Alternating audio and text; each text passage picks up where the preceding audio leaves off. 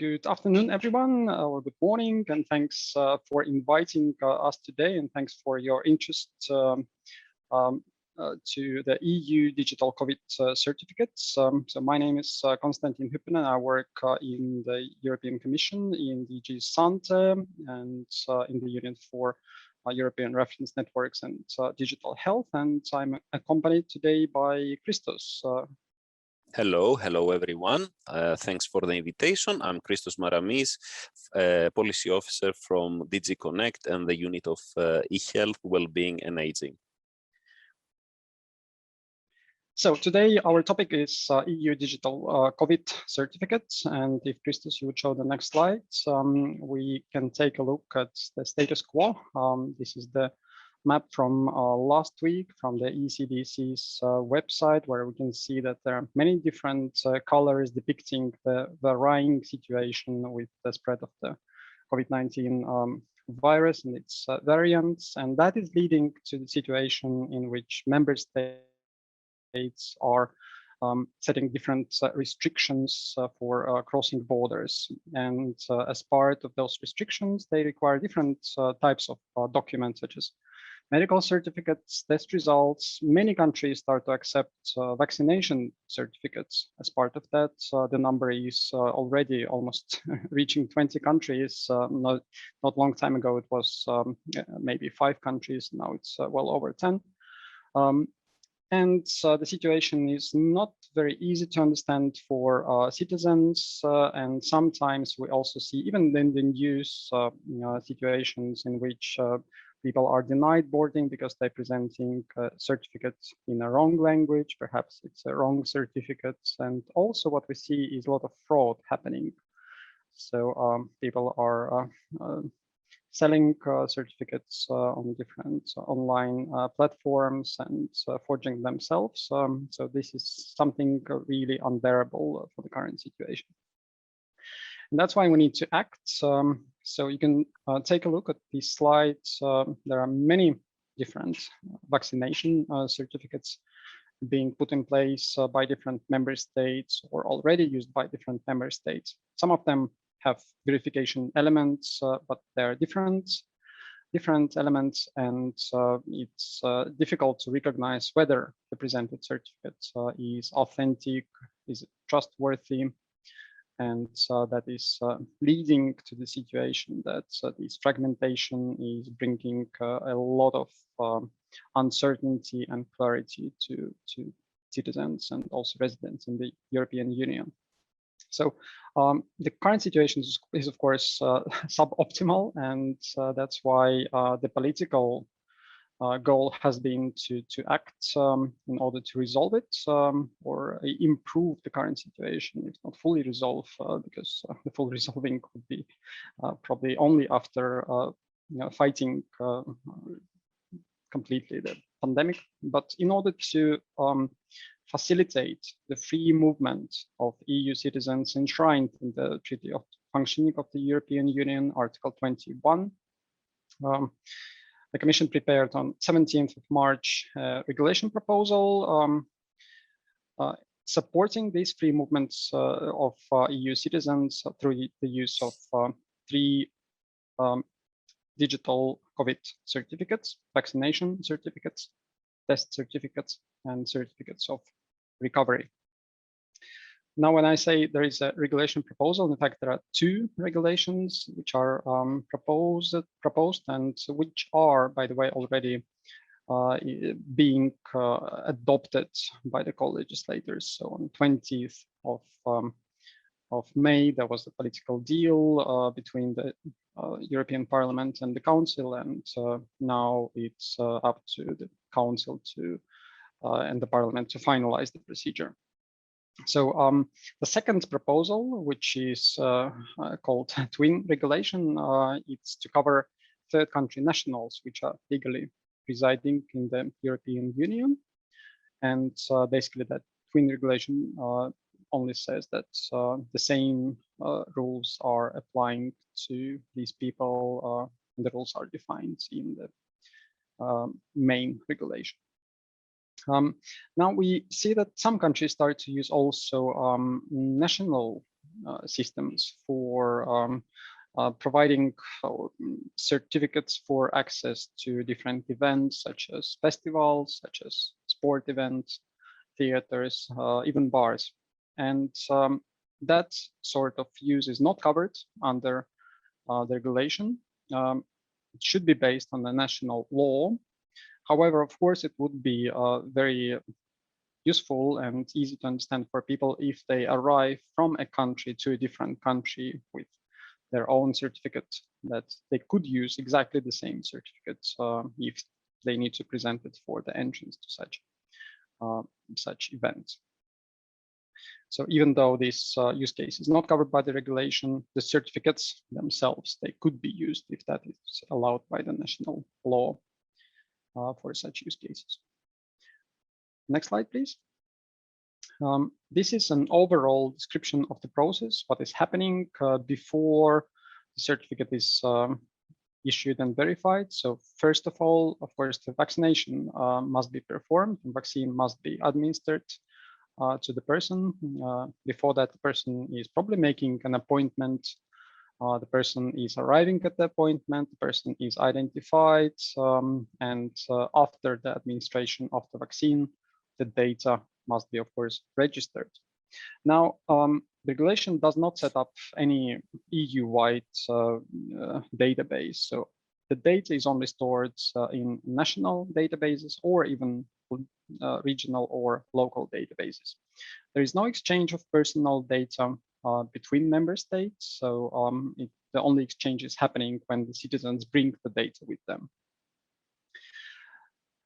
Anyway, when the data is registered, of course, the citizen would like to receive the certificate. And in some cases, this could happen automatically. In some cases, this could, for example, happen through the access to a patient portal where the citizen can log in and download the certificate. So after that, the certificate is given to the citizen, the certificate is issued, and the citizen stores that certificate. There are multiple options here. It could be stored as a piece of paper and printed out. It could be a digital file like a PDF or some other format. It could be also a purely digital token living in the mobile wallet. Some countries are deploying such mobile wallets. So the citizen would acquire that certificate and store it in the format which they chose. So after that, when the citizen is traveling somewhere, a verification request could be presented. So for example, as part of the check-in procedure at the airline, or maybe if we take the example of road travel, there could be some random checks. So the verification request would be presented by an authorized party, and the citizen would present the certificate in this example, vaccination certificate, to that person, to that verifier. And how the verification is happening is that the QR code on the certificate is scanned, and the QR code contains basically all the critical data describing this vaccination event. It includes information about the vaccine and the date when the dose was administered, and so on, and also the basic personal details of the holder, personal name and date of birth. And that data is digitally signed, so the verification is happening by reading the QR code and checking the digital signature. So let's take a look how it looks like on the next slide. As I said already, it could be a paper, it could be a mobile application. So we have two options here presented on this screen. On the left-hand side, you can see this foldable paper. We have prepared a template, which could be used by member states. And the second option presented here is the mobile app. Both of them contain a digital artifact, the QR code. And the barcode technicalities have been specified by the eHealth Network's technical subgroup. the technology is such that the QR code is really technically robust and easy to read. It's not very big, for example, and it works equally well on mobile screens and on paper. The data is bound to the EU citizen, meaning that the data contains the name and date of birth of that citizen, and the data only has information about one specific event, so vaccination, test result, or a recovery statement. And these certificates are valid in all EU member states, but also in Norway, Iceland, and Liechtenstein, and hopefully very soon also in Switzerland, which is covered by that twin regulation. There is a rule related to Switzerland. So the QR code is technically put together by encoding the data and digitally signing it. And in order to perform the validation, of course, what is needed is the public key, which is linked to that signature. Linked to the private key, which was used for making the signature. And for that, we are setting up an EU gateway. Christos will tell more about the technicalities of that EU gateway. Thank you. Over to you, Christos. Thank you, Konstantin. Let's see in a bit more detail some of the things that Konstantin mentioned.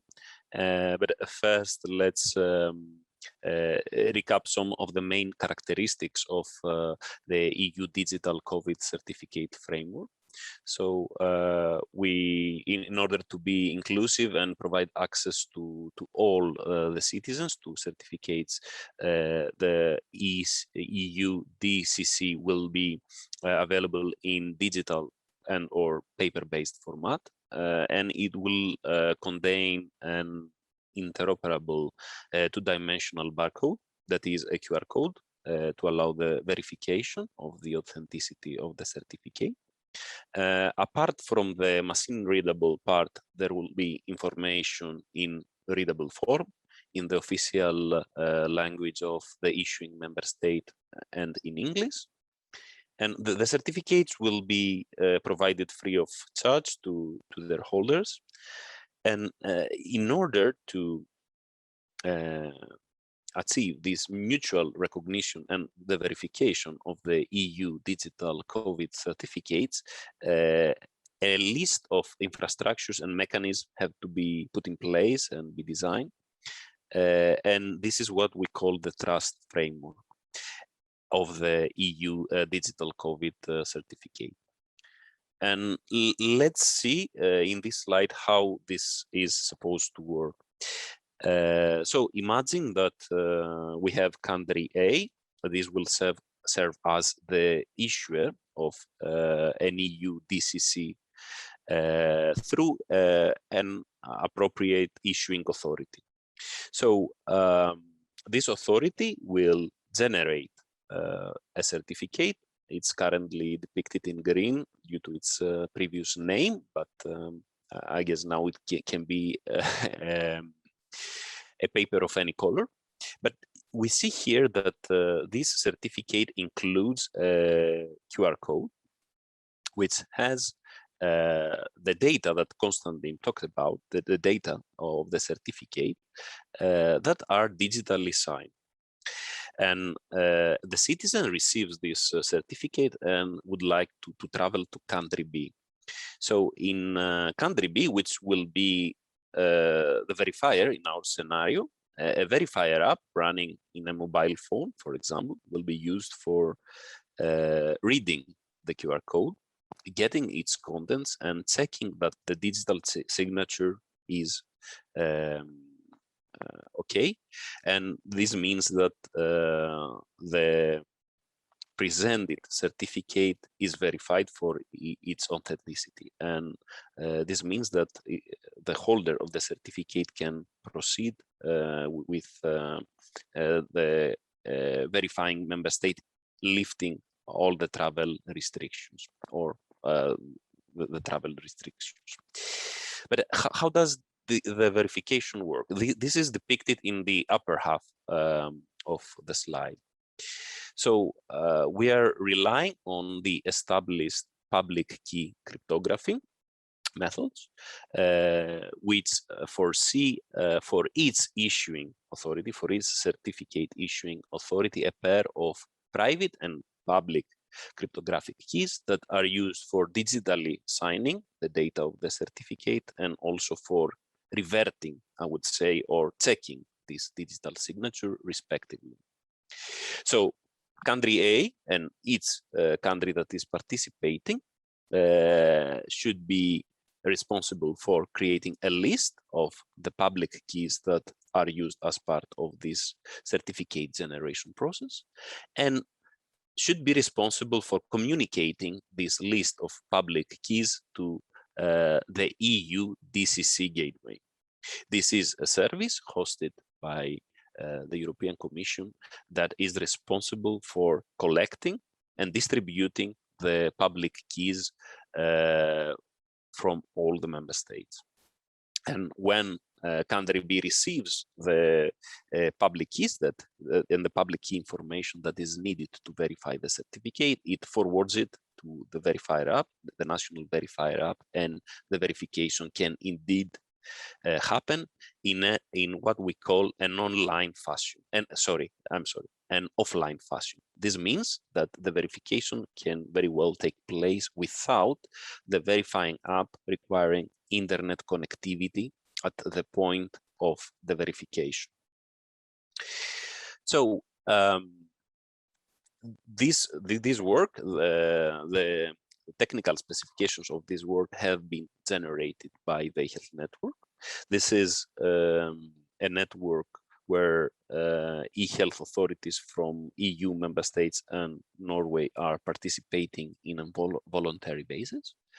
And the eHealth network, through its technical interoperability subgroup, has prepared and subsequently approved a list of guideline documents that specify various things of the solution, all the technical details of the solution. For example, the specifications of the two-dimensional barcode, the governance of the public key certificates, the allowed values for the data that go into the certificate, and so on and so forth. This happened in April, but already the eHealth network has been active even before that to generate and approve a number of other guideline documents specifying things like the basic interoperability elements for this to happen, or the outline of the trust framework for which we have already talked about. So a few words about the roadmap of the deployment. The main body of the detailed technical specifications was produced in March and April by the eHealth network, which is supported, of course, by the European Commission, including the contractor, SAP T-Systems, that is helping us with the development of the necessary components. And the core of the technical specifications were approved on April 22. Then the development of the components started, and the first tests of the EU DCC gateway started on the beginning of May. By mid-May, the main applications the main software applications that are part of the solution became available. And we're talking about the wallet app, an app that allows citizens to store their certificate in the digital form. The verification app, which is a reference app for the member states to use to verify the digital COVID certificates, and the certificate issuing app, that is a template software, again, for the member states to be able to issue EU digital COVID certificates according to the technical specifications. So around the same time, the onboarding of member states to the gateway started, by which we mean the process through which the member states are supported by the Commission and the contractor in order to check their connectivity with the EU gateway and their overall ability to upload and download public keys. An ongoing activity is also the financial support that can be provided through the emergency support instrument to member states to develop some of the necessary components, some of the necessary national components for their part to work. And the end goal is, of course, to have the EU gateway hosted by the Commission going live in the first week of June. So a few observations concerning the transparency and the data protection. Obviously, the GDPR, the General Data Protection Regulation, was a big driver and has greatly shaped the solution, including different GDPR principles, such as the data minimization, in the sense that only the necessary data have to be present on the certificate. And we ended up with a solution that can be characterized as private and secure by design. The software that is being developed by the Commission through the contractor is provided as open source software, is made available in GitHub for the community to scrutinize. And as it was mentioned before, also by Konstantin, the gateway stores only public keys. No personal data are exchanged through the gateway whatsoever, along with some public keys, along with some other basic data that are necessary for the gateway to function. But we completely refrain from having personal data exchange through the gateway, and this needs to be made very clear. On top of that, the verifier app does not store personal data, does not retain personal data. So after a QR code is scanned and the certificate is verified, the verifier app is obliged to delete the data. And as it was mentioned also before, in order to be inclusive, there are both paper and digital versions of the certificate available for the citizen.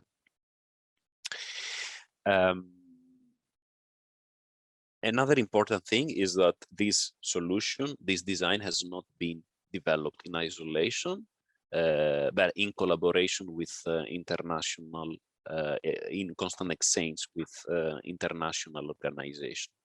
So the Health Network, the Commission,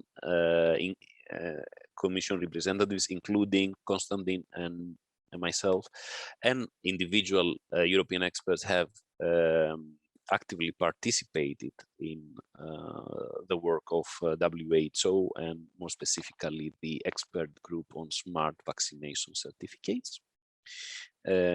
Based on our information, this expert group will probably extend its scope to also cover the type of certificates that we are also accommodating, test certificates and recovery from COVID. Also, the Commission and the eHealth Network experts have exchanged views and provided input to the work of the International Civil Aviation Organization, including, for example, their new specification for the two-dimensional barcode that they're working on. And we also need to say that the Commission has been approached by a great number of non-EU member states and non-EU countries, and we have been in exchanging information with them and trying to compare notes and make sure that the two solutions, the European one and the solutions of the third countries, could be interoperable in the future. And this gives me the opportunity to present the last slide, which is about the international travel. And although we need to make crystal clear that according to the regulation, the EU digital COVID certificate is not a travel document, we are still very, very interested in being able to accept certificates from third countries. However, the process through which this acceptance will happen in the future will be governed by the regulation, through which what we informally call adequacy decisions, decisions that will assess the system of the technical system of the third country that is issuing the certificate to be if it is adequate or interoperable with the European system. And such adequacy decisions will be adopted later through secondary legislation.